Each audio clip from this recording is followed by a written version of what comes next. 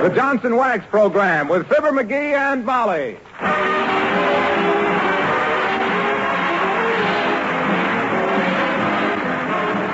The makers of Johnson's Wax, Johnson's Carnew, and Johnson's Self-Polishing Glow Coat present Fibber McGee and Molly, written by Don Quinn, with music by the Kingsmen and Billy Mills Orchestra.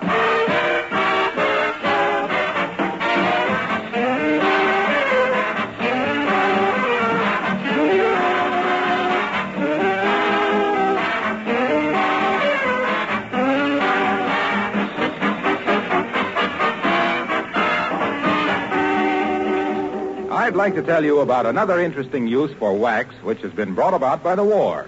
You ladies who are saving tin cans know there's been an acute shortage of tin, most of which comes from the Malay Peninsula. Because of this shortage, many products that used to be packed in tin containers are now packed in glass or paper. To save further, can manufacturers are now using only one-third as much tin coating as before the war. But when these new packages are shipped overseas, they need still further protection against moisture and corrosion. And that's where wax comes in.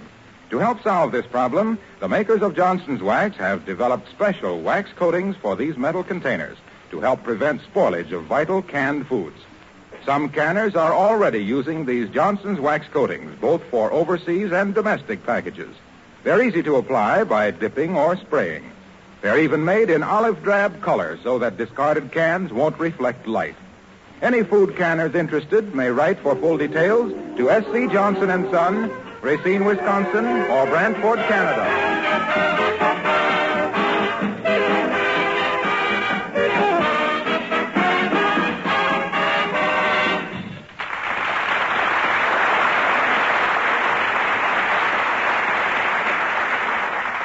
Well, it's a strange paradox that the squire of 79 Wistful Vista is a light eater and a heavy eater. The answer, of course, is that he's light when he sits down and heavy when he gets up. And here at the breakfast table, meet Fibber McGee and Molly.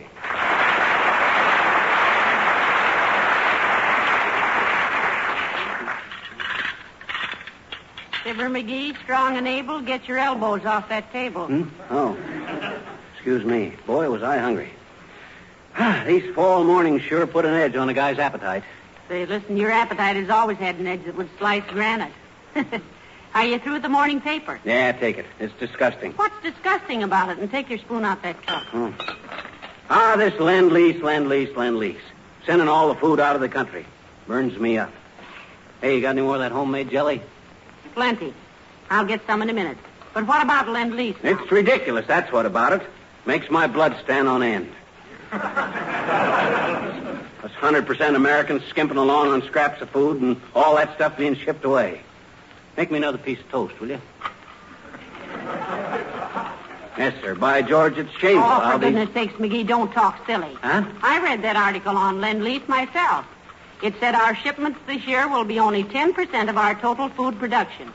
And then only if the basic needs of our armed forces and our civilian requirements permit it. You'll have to admit 10% isn't so much. That's only one donut out of a dozen. If your idea 10% is one donut out of a dozen, baby, you better find another bakery. You've been getting gypped. You probably blow up the cream puffs with a bicycle pump. I was merely trying to point out, my bulging boyfriend, that nobody, particularly you, will suffer any malnutrition from the food we send our allies. Well, doggone it, it's the principle of the thing. All that food leaving the country and... Hey, is there any more of that country sausage? No. And it will probably be months before we get any more. There, you see, no country sausage. Here we are being deprived of our food at home when... Excuse me. What are you doing? Loosening my belt. I ate too much. What was I saying? Oh, yeah. Here we are being deprived of our food. You didn't finish your egg, dearie. Oh. Mustn't be wasteful, you know. No, I can't finish it. Ran out of chili sauce. Get another bottle, will you? That was the last bottle. Our last bottle of chili sauce? It was. Where did it all go to? Well, you had most of it at midnight last night with your bacon and tomato and tuna fish and lettuce and chopped olive and onion sandwich. Don't you remember? Yeah, but doggone it, Molly, you know how I love chili sauce. Why don't you keep a bottle around for emergencies? I do, and that's the bottle you ate. Oh. And just so you'll have a clear understanding of the issue, chili sauce is now, I think, 18 blue points a bottle. 18 blue points. We got to trade them oysters for it now? No, 18 blue ration points. Oh. Well, why don't you make some chili sauce? Get some tomatoes and chili or whatever you need and make some. Why don't you make some? Who, me? Well, now I'll just do that little thing, Mrs. McGee. Now, let me see. Where did I see a recipe for chili sauce? Oh, quit it, McGee. I was just kidding. Well, I'm not kidding. I'm calling your bluff, baby. I'm going to make some chili sauce. But, sweetheart... Don't get mushy with me. You can't switch me off by having your long eyelashes at me this time. How many tomatoes we got? About a dozen. Well, that ain't enough. Get some more. Get about a gross. How many is that, 4 dozen? That's 12 dozen. Perfect. That ought to make several bottles of chili sauce. Now, look, McGee, you don't know anything about how to make... Careful there. Is the American Army the best-fed army in the world? It is. And who cooks for them? Women? No, men. And do you remember that I was a mess sergeant in the last war? No. Were you really a mess sergeant?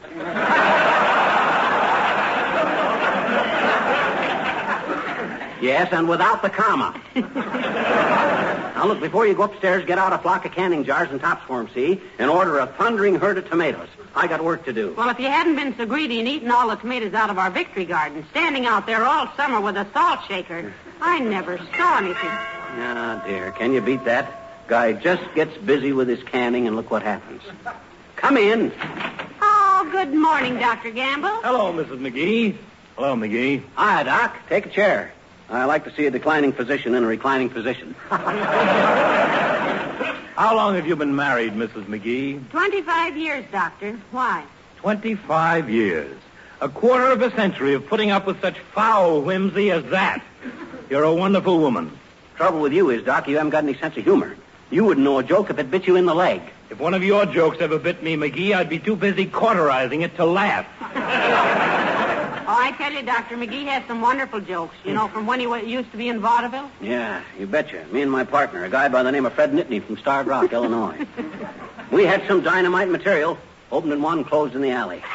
Yes, sir. We had some good stuff. Like when I'd come on stage playing the harmonica without making any noise, and Fred would say, "What are you playing?" And I'd say, "Silent Night." And we both bust into a buck and wing waving our little American flags. Ah, boy, the audience used to kill themselves at us. I can understand it. The urge would be almost irresistible. Say, McGee, tell Dr. Gamble the one about when you'd say, "Is that clock right up there?" And then Mr. Nittany would say, "Yes, right up there." Tell him that one. Yes. Yes, do. Oh, sarcastic, eh? I don't know why I even talk to you, Doc.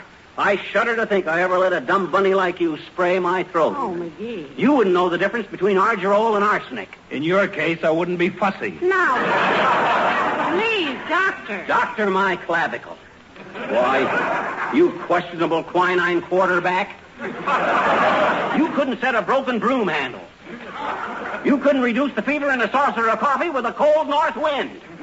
You couldn't find the bone in a lamb chop. Oh, why, you insulting little ingrate. When I think of the times I've got out of bed to come over here and treat you for a bad case of gluttony, I have a good notion to kick a couple of incisors down your noisy, overgrown trachea.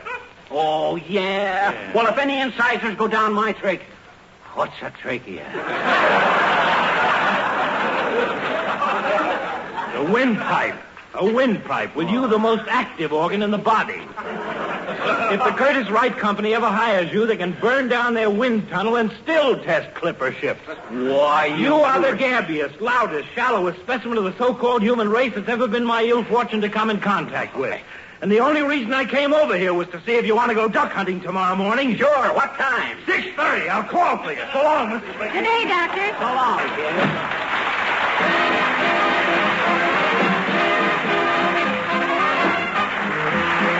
Billy Mills and the orchestra play the Surrey with the Fringe on Top.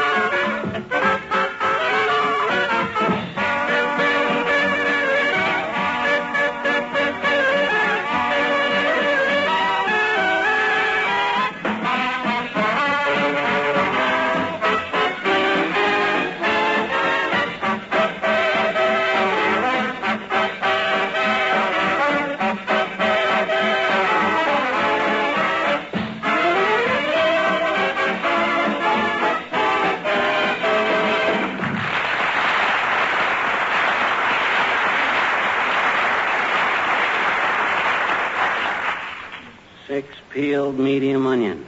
What's a medium onion? 6 seeded green peppers. 8 pounds ripe skinned tomatoes. 1.5 C graduated sugar. 1.5 C. What do they mean, C? Oh, carton. 1.5 cartons of sugar. 4 3-inch sticks of cinnamon, salt, vinegar, cloves. Hey, Molly, where's the hatchet? In the basement. What do you need the hatchet for? I gotta chop some onions. Hey, let's trade at some other grocery. Why? Well, these people don't cooperate, that's why. The recipe for this chili sauce calls for some ripe skinned tomatoes. And they wouldn't send me any skinned tomatoes. Said I'd have to skin them myself. Independent as a hog on ice. Don't be ridiculous, dearie. No grocery sells skinned tomatoes. Oh, what kind of service is that? Next time we order butter, they'll likely send us some milk and tell us to churn it ourselves. Hi, George, I don't McGee, see... what's all this stuff on the shelf here? Where? Oh, those. Well, that's some more stuff that grocery gypped me on. Green peppers. After I peeled the skins off, there was nothing left of them. What? Give me the phone. I'll give that grocery a piece of my mind. But McGee, a green pepper isn't supposed to... Hello, operator. Give me Jimmy Sales Grocery on the Mert. Is that you, Mert? Oh, dear. How's every little thing, Mert? There's eh? What's a Mert? Oh, Mert. You don't tell me. What is it, dearie? I don't know. She don't tell me.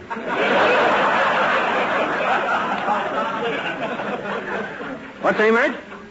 Okay, I'll call later. Grocery phone is busy. Hey, take a sniff of that stuff I mixed up there. Don't that smell good? Shall I peel the onions? No, thanks. But you can stand in front of me while I do it if you want to. Why should I stand in front of you? Because when I peel onions, I always cry. And what's marriage for if you can't cry on each other's shoulders? Don't be silly. The way to peel onions without discomfort is to peel them underwater, you know. There's too many of them. I couldn't hold my breath that long. No, I'll just fix them here and get them. Hello, Molly. Hello, pal. What's cooking? McGee is. What? I am, Junior. I'm whipping up a batch of chili sauce. You got any rude comment to make about it? No, I haven't. And who are you making the chili sauce for? You've got enough tomatoes there for Chiang Kai-shek and the Chinese army. Well, his ideas of proportions are a little haywire, Mr. Wilcox. He'd probably make pickled peaches with 1 pickle and 50 peaches. Oh, yeah? Well, I guess I know what I'm doing, Harpo. I just love chili sauce, and if the government is going to be nasty about it and charge 18 points a bottle, I'll fool them, that's all. They ain't going to lend-lease me out of my chili sauce. You seem to have the wrong idea of lend-lease, pal. Yes, explain it to him, Mr. Wilcox. No, I can't cover the whole subject, Molly. Lend-lease is simply the way we exchange goods and services with our lives. We don't give everything away, you know. Oh, no. No. Why, in 1943, American forces in Australia and New Zealand received, on a reciprocal lend-lease basis, nearly as much beef as was sent from the United States to all countries receiving lend-lease foodstuff. You see, McGee? Well, what are we sending all the chili sauce to Australia for? Answer me that. No, we're not. But don't forget, our Army and Navy and Marines and Air Force are a healthy bunch of guys. They each eat about 2 pounds of food more a day than they did when they were civilians. Well, does that mean I got to eat 2 pounds a day less a day? Well, I can't think of anybody who could stand it better, dearie. Well, it doesn't mean that at all, pal. There's still plenty of grub for everybody, though we may be a little short of certain items. Say, by the way, do you eat chili sauce 3 times a day? Why, he eats chili sauce on everything, Mr. Wilcox. I never know such a thing. I don't eat chili sauce on... You see? He can't think of anything he doesn't eat it on. Oatmeal? Oatmeal? Did you ever eat oatmeal with chili sauce? Why, it's wonderful. Why, the first time I ever tried Now, that... easy, McGee. Mr. Wilcox is turning pale there. Oh, I'm sorry. I thought everybody liked that. So you claim they ain't sending all the chili sauce overseas, eh, Wilcox? Of course they're not. Anyway, food is merely a part of the Lend-Lease plan. They send a lot. Hey, I got an idea. I'll start my own Lend-Lease plan. Look, Junior, why don't you have Racine send England a few cases of Johnson's wax and let them send me some chili sauce? Why? Huh? That's silly, McGee. There is a Johnson's wax plant in England already. Certainly. Johnson's wax is as familiar to smart British housewives as it is to Americans. It's particularly valuable in the English climate because it seals surfaces against dampness as well as dust. Still, Mr. Churchill might help you out on his next trip, McGee. You know, he has nothing to do but smoke cigars, win a war, and bring you chili sauce. I think you peeled enough of those onions. Huh? Oh, you think so? Yeah, and look, don't waste any of that stuff, Fibber. You know the 4 points of the Food for Freedom campaign. Grow what you can, conserve all you can, share what you can. Can what you can? She's joshing you. Yes, Molly, even that. And last but not least, play fair with the rationing system. Give everybody a square share. Look, Junior, how come you're so well informed on this food business? Well, I'll tell you. My wife sat me in a chair last night and talked to me for 3 hours about it. And just because I went out and spent all of our month's meat points for a couple of wonderful steaks. A word to the wise, pal. So long now.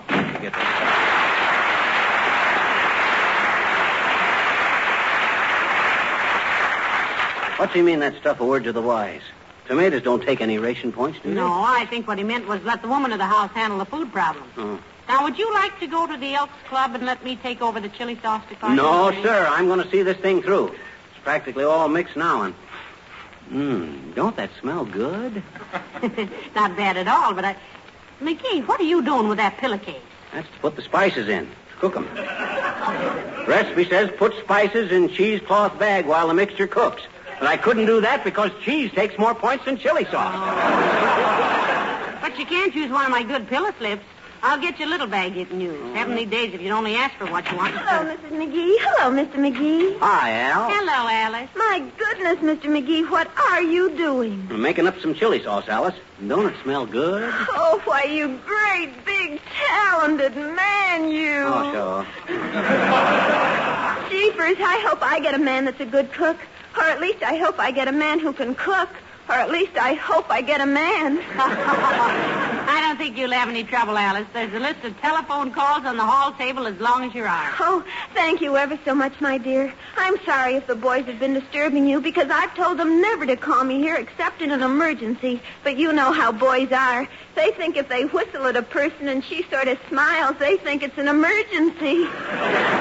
And they always call up and want to know if a person can go to a movie or something. Yeah, I imagine you see a lot of good movies that way. I don't guess you're interested in any one boy, though, are you, Alice? No, Mrs. McGee, though I was for a while in Archibald. Archibald? Mm-hmm. He's the son of the owner of the airplane plant, and, my dear, he's just rolling in it. Though he is a weird kind of a drip. And all the girls and the fellows started kidding me about how I was being nice to Archibald just because his father owned the plant. And it got to bothering me, and I finally asked myself, was I? And I was. So I told Archibald to go bake a cake. Yeah, what did he say? He said he was very upset. And what did you say? I said, in that case, go bake an upside-down cake. I don't think we need worry about Alice McGee. She seems to be able to handle almost any situation. Yeah. The way she tosses the mails around, she ought to get a job in the post office over Christmas. Oh, Mr. McGee, you just say that. Well, I guess I better get to bed now, and I hope your applesauce turns out all right. It's chilly. Well, put it on the stove, foolish. Bye-bye now.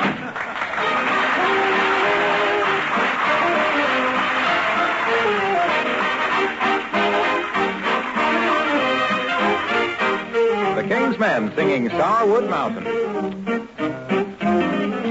I've got a gal in the Starwood Mountains. Oh, diddle down, fiddle-I-day. She won't come and I won't call her. Oh, diddle down, fiddle-I-day. Roosters are crowing in the Starwood Mountains. Oh, diddle down, fiddle-I-day. So many pretty gals I can't count 'em. Oh, diddle down, fiddle-I-day. Big dogs bark and the little ones will bite ya. Oh, diddle down, fiddle-I-day. Big girls court and the little ones fight ya. Oh, diddle down, fiddle-I-day. My true love lives up in Ledger. Oh, diddle down, fiddle-I-day. She won't come and I won't fetch her. Oh, diddle down, fiddle-I-day. My true love lives over the river. Oh, down the fiddle come some of them days. A few more jumps and I'll be with her. Oh, down the fiddle come some of them days. I've got a gal at the head of the holler. Oh, down the fiddle come some of them days. She won't come and I won't follow her. Oh, down the fiddle come some of them days. I got a gal to the side of the pasture. Oh, yum, diddly day. She won't come and I won't ask her. Oh, day. I just wrote her a lovesick letter. Day. If she wants to read her, she will have to come and get her. Day. Old man, I want your daughter.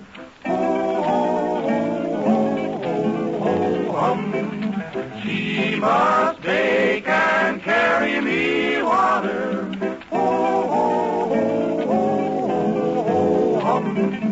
Oh man, I want your daughter. Down, diddle, down, diddle, down, diddle, day. She must bake and carry me water.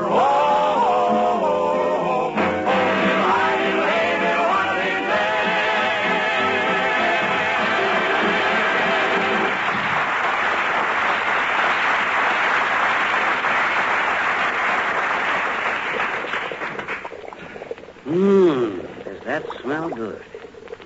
Don't it smell good, Molly? Haven't you cooked it about enough, dearie? I'd like to get lunch on that stove unless you prefer your macaroni cooked over an open fire in the backyard. Oh, I won't be very long now, 5 or 10 minutes, then I put it in the jars. Did you sterilize the jars? Sure I did, inside and out with rubbing alcohol.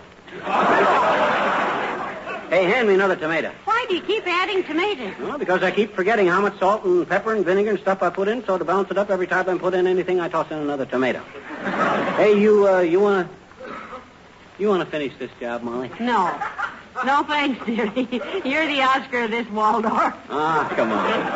The work's all done. Gee whiz, I am. Oh, hello there, Uncle Dennis. Hello, Molly, darling. And Fibber, what would you be doing now, lad? I'm mixing up a batch of chili sauce, Unc. Looks good. But then so did the German army at first. Well, no, why didn't you tell me you wanted some homemade chili sauce, lad? Huh? I'd have been glad to make you some, always providing, heaven forbid, that I haven't lost the recipe for it, that my Aunt Margaret, may she look down and see what condition my shoes are in and send me good luck, gave me. I never knew you could cook, Unc. Never knew I could cook. And who was it put all the clam bakes for the West Side Social, Athletic, and whatever became of Al Smith for President Club? And who was it that always barbecued the spare ribs for the annual picnic of the firemen and police, which the war may at soon end put a stop to, and none too soon? Did you do all that cooking, Uncle Dennis? Well, no, but I can lay my hands on the man who did, and he'll teach me all he knows, or I'll have the eyes out of his head with my thumb. May no such violence be necessary. Well, it won't be necessary now, Unc. All I wanted was plenty of chili sauce, and I'm doing all right with that. I hope. It reminds me of when I was a chef at a very uptown hotel. Peace be to its ashes as it burned down recently, though I didn't keep the job very long because of a slight misunderstanding. Oh, what was the misunderstanding, Uncle Dennis? Oh, there was one waiter, may his tires wear to shreds. Well, he was always for giving me trouble. One day I look out from the door from the kitchen, and there he is at the table of our wealthiest patron now, setting fire to the pancakes. I rushed out, threw the waiter out by the seat of his pants, dashed a pail of water on the table. They told me they were creepy Suzettes and they were supposed to be lit. I went out and threw the waiter back in, took off my coat, and went to a movie starring Bessie Barriscale and enjoyed it very much. Look, I hate to interrupt these little reminiscences of your checkered career, Unc, but you and Molly better get out of the way. This chili sauce is ready to put in the jars. Have you got the jars heated, McGee? Oh, my gosh, no, I forgot that. Hey, you do it, will you, Molly? Go on, while I step outside for a breath of fresh air. Well, go right ahead, lad. Go ahead. It's in the good hands of Dennis Driscoll as is, and Molly Driscoll as was. Bad cess to the day she changed the name. What was that, Unc? Never mind, McGee. You go get some fresh air. Okay. Go on. Boy, did I talk myself into a mess this time. That stuff is going to taste like rubber hose a la mode. Why can't I keep my big, fat mouth shut? Why wasn't such a doggone... Hi, mister. Oh, hello there, little girl. What's the matter, mister? What's the matter with you, Oh, you wouldn't understand, so skip it. Come on, mister. No. After all, what is a woman for if not to share the burdens of the man she loves? And don't just sit there with your head in your hands, mister. Look into my eyes. Go away, sis. Forget you ever knew me. I'm just a big palooka from Peoria, and that's all I'll ever be. Go on now. Go away. I don't feel good. No, don't say that. It is a woman's place to stand shoulder to shoulder with a man when he's in trouble. And if you stay sitting down, mister, I can stand shoulder to shoulder with you. Just stand here, I betcha. Come on, mister. What's the matter? I'm a stupid off. That's what's the matter. Now, look, sis, I popped off about how I was going to make some wonderful chili sauce.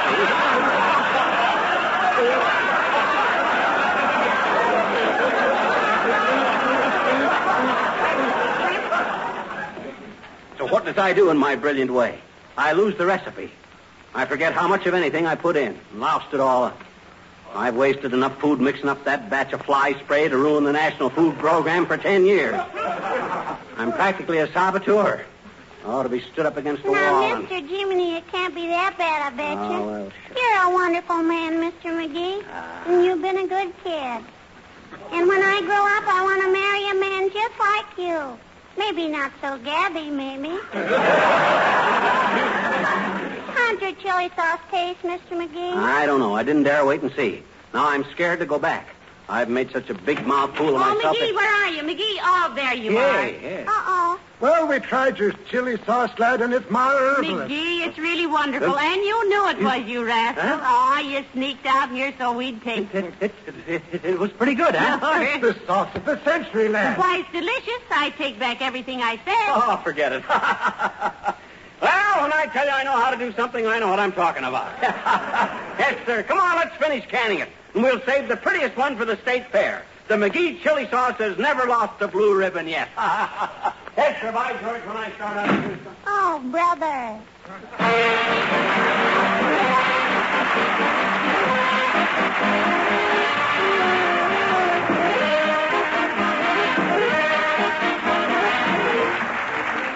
When a circus bills itself as the greatest show on earth, we're not too disturbed by its use of the superlative. Still, we don't like slogans that are always saying the world's best and the world's biggest. That's what troubles me right now, because it just happens that Johnson's Glow Coat is the world's most popular floor polish. Will you forgive me if I say it just this once? The fact is, you probably use Glow Coat on your own linoleum floors for excellent reasons. Not just because it keeps those floors sparkling and beautiful, not merely because it saves you hours of work, needs no rubbing or buffing, and not only because it makes your linoleum last 6 to 10 times longer. Not for just one of these reasons, but for a combination of all three is Glow Coat the most popular floor polish. Linoleum floors the world over are protected, beautified, and made to last longer by the regular use of Johnson's self-polishing Glow Coat.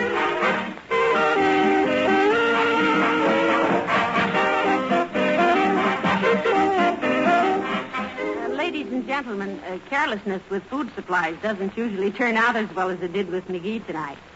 Food, you know, is an important war material, and a lot depends on how we use it. Now, if we waste food and fail to use it for what it is, a weapon, we might seriously alter the course of the war and delay the day of victory. If we all make up our minds to conserve food in every way, eat the right things, use plentiful foods instead of scrambling for the scarce ones, and observe rationing and price rulings, we'll do all right. So lick that platter clean, babe. Lick that platter clean. You know, we'll never get to first base if we don't start from the home plate. Good night. Good night, all.